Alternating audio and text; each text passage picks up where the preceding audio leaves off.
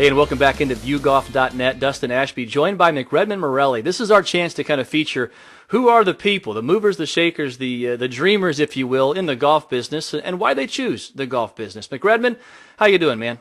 I'm doing well, Dustin. Thanks for having me on the show. Of course, you're the founder of boxgroove.com, an emerging great place for a site, a membership for private club golfers, public golfers, any golfer for that matter, to be able to join boxgroove.com and enjoy the benefits that really all private club members can benefit. And that's playing some great golf courses throughout the country. But how did you get started in the golf business, and how did you choose Boxgroove?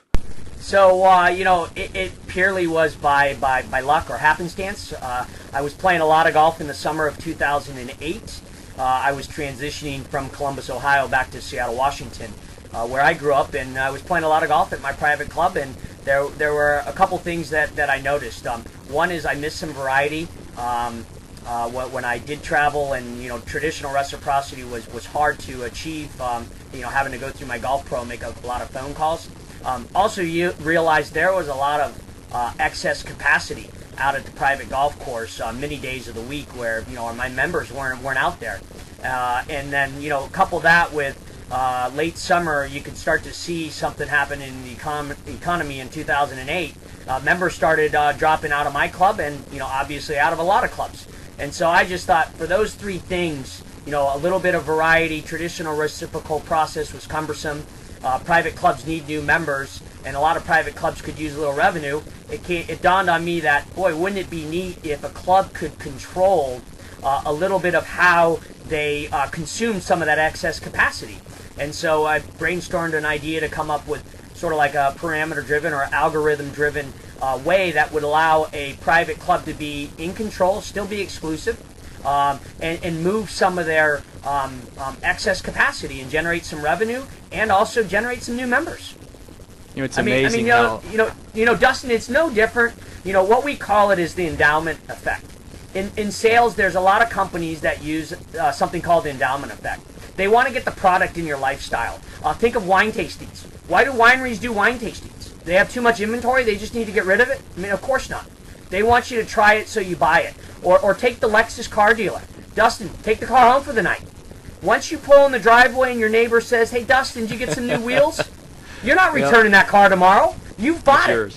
Right? It's yours. So it's just a different approach using digital technology, new technology, to generate new prospective members. The old way of relying on members to refer new members, yes, that's tried and true, will still work, but you need to supplement that with digital and data. It's amazing how great new products come from real life examples, but you actually living it, experiencing it, and feeling the pain, if you will, as a club member, and seeing just all the pain around you, if you will, and not having enough members, and just the lack of use at times at private clubs. But what is your background then to be able to come into this digital world, this world of technology, and create a great product there in Boxgroove? Well, my background was, I started after school with Anderson Consulting, now known as Accenture.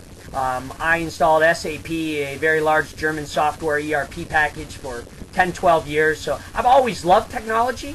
And I looked around, the golf industry and the private club industry was not very embracing of technology. I mean, they were sort of like Kodak, and still is like Kodak. I mean, just hanging on to an old technology and really haven't adapted and moved. I mean, we are now as an industry starting to move that way, because this thing or this fad isn't going away, which is the web. And so, it was sort of just my normal daily discipline going, boy, private business has to embrace this. The private club industry will have to, because you mentioned a little bit earlier, Dustin, there's only so much in the way of dues increases and assessments before even, your tried and true member starts to do, boy, I'm only getting out to the club 4 or 5 times a year, spending $8,000 or $9,000. This is a very expensive proposition I have here. No, you're exactly right. The modern club member is all about the value proposition. We're unfortunately getting too far away from what I would call the old blue blood clubs, where you have nobody cares about what the dues are. They want to just be a member of XYZ exclusive club. That community is getting smaller and smaller and smaller in today's very fast society we live in. They're looking for value. That's right, Dustin. That is absolutely 100% correct. And so I think you need to go to the pool where there's more people to pull a prospective member from. You asked a little bit earlier, the name Box Groove, that came from a clever moniker. Back in December 31st of 2009, the PGA Tour banned the square groove on the club face. It gave those guys and gals too much control. I certainly didn't spin my wedges too much out of the rough, but the golf pros used to call the square groove a box groove, and so it's a clever play with a golf name, genre in it. But this is really software, reciprocal member generation software for every private club. So if we rolled this out to a full-service athletic club or a yacht club, we didn't necessarily want golf directly into the name, because if you're an avid yachtsman or yachts person, hopefully you'll be involved with Box Group one day. You're not going to a golf-oriented site just golf-wise.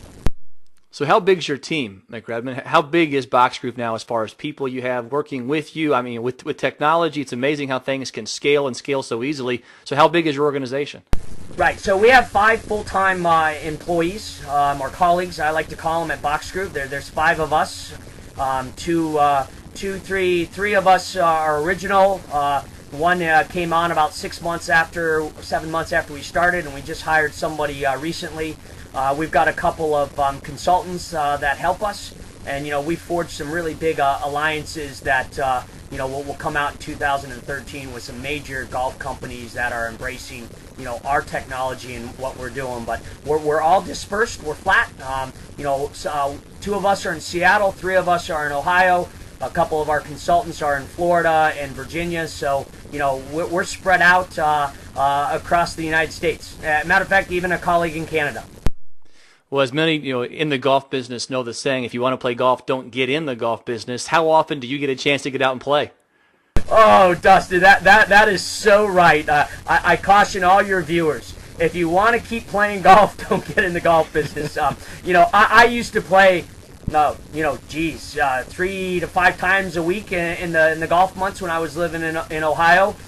Now I'm going, boy, Dustin, I hate to admit this, if I get out once every 8 or 10 weeks, I'm lucky. I mean, I'm building a business. I've got a fair amount of outside investors that have put a lot of money into Box Groove, and it's our responsibility to generate a business that returns money to our investors. So that's what we're focusing on now. There'll be plenty of golf later for me. I'll chuckle.